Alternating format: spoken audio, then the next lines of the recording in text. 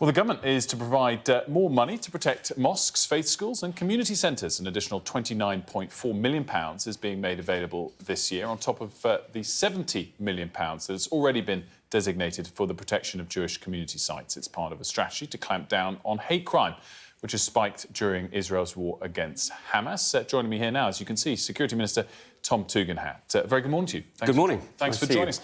So talk to us about the extra money, the total that's now available, and how you've calculated what was needed for which area. So the way we look at this is we look at what do we need to do to make sure that people in the United Kingdom, citizens of the United Kingdom, can practice their faith or practice their culture free in the way that every citizen should have the right to expect. Now, very sadly, we've seen Jewish schools targeted, we've seen synagogues targeted, and so we've already set out a £70 million package, as you've highlighted, that's there to enable the Jewish community to keep safe. Now, of course, it's not just the Jewish community. We know that anti-Muslim hatred has been on the rise, and that's why we're setting out a package of £117 million that's going to be available for community sites, whether it be mosques, and today, on the first day of Ramadan, you'll expect a lot of people will be gathering in mosques, or indeed community centres or schools will be able to draw on this package in order to keep themselves safe. One footnote I noticed, some £31 million to protect democratic processes and institutions. Is that... That's separate. It's separate? Yeah. But is that MP safety? That's MP safety, it's councillors, it's police and crime commissioners, it's mayors.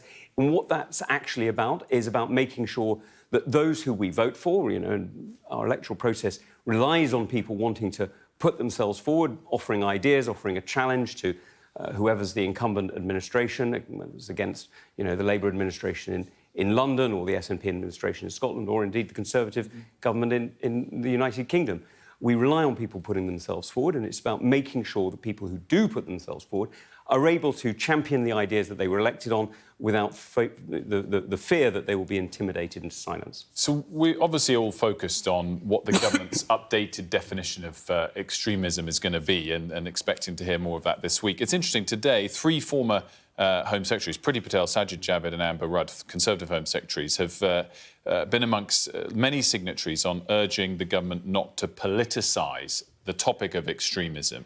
And they've said, we urge the Labour Party and the Conservative Party to work together on this and not make it an election issue. Do you agree with that? Absolutely, and that's exactly what we're doing. And in fact, I was speaking at a conference on Friday about extremism, organised by Onward and by Labour Together. So, we're making sure that what we are doing is we're setting out an agenda to keep the British people safe from extremist and radical ideas. And what we're trying to do is we're making sure that that extremism doesn't spread hatred in our community. Now, of course we need ideas, of course we need a challenge of thought, but what we also need to do is to make sure that people are safe in our country and that they're not lured down a path of radicalisation. Do you think the Prime Minister's speech in Downing Street a couple of Fridays ago was politicising the issue? No, I don't. I think what the Prime Minister did was he set out the reality of what the British people are facing, and it doesn't matter whether you're Labour or Conservative, whether you're Jewish or Muslim, whether you're Christian or atheist. What the Prime Minister set out, I think, was a very clear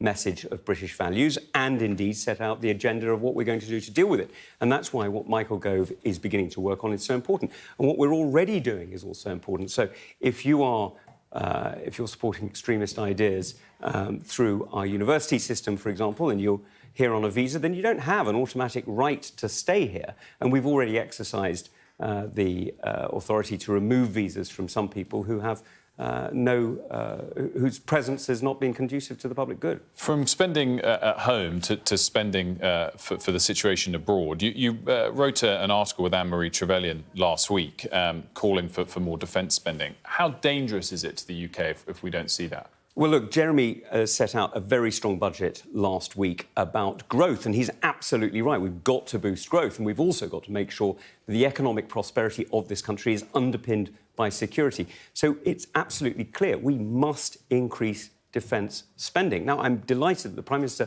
is absolutely on this path too.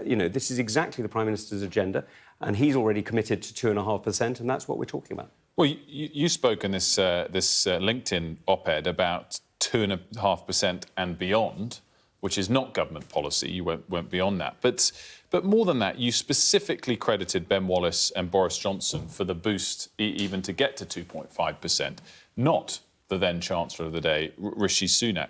It's quite provocative. No, I don't think so. I think we're setting out the Prime Minister and the Defence Secretary. It's not particularly surprising. What we're doing is we're pointing to the change in the world that we've seen. Well, we're pointing to the change in the world that we've seen and the rise in autocratic states. And what Rishi did at the time when he was Chancellor was to make sure that was possible. And I think that's absolutely right.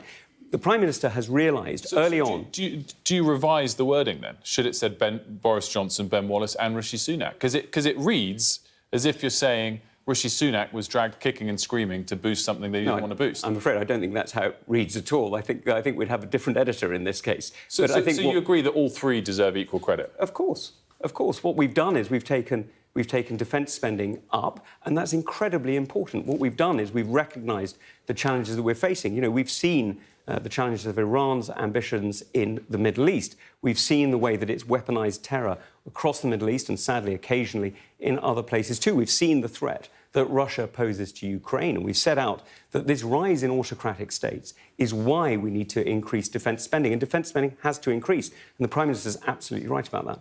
But 2.5% and beyond, should that be a manifesto pledge in the next election? Look, I'm not going to get into manifesto pledges, but it's absolutely clear that the agenda that the government has set out of 2.5% is the right one, and that's why it contrasts, that plan to increase 2.5% contrasts with Labour's commitment to 2%. Now that is a very different commitment because one takes into account the reality of the challenges we face and the other, I'm afraid, doesn't. So sorry to labour the point on this, but I think last week this was read as you breaking cover from the position outlined by Number 10 and the government. Indeed, Deborah Haynes tweeted, 2 ministers break cover, and Anne-Marie Trevelyan retweeted that.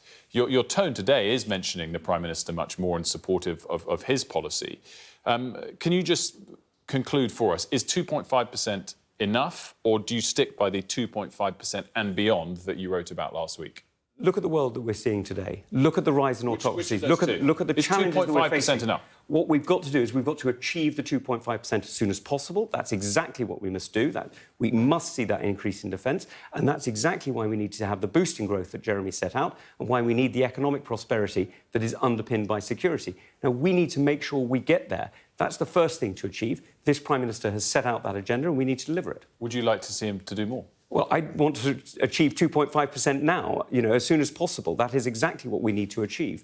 The first step to do is to get to 2.5%, and then we'll have to adjust as the challenges, as the challenges we face evolve. OK. Tom Tugendhat, thanks for joining us. Thank you.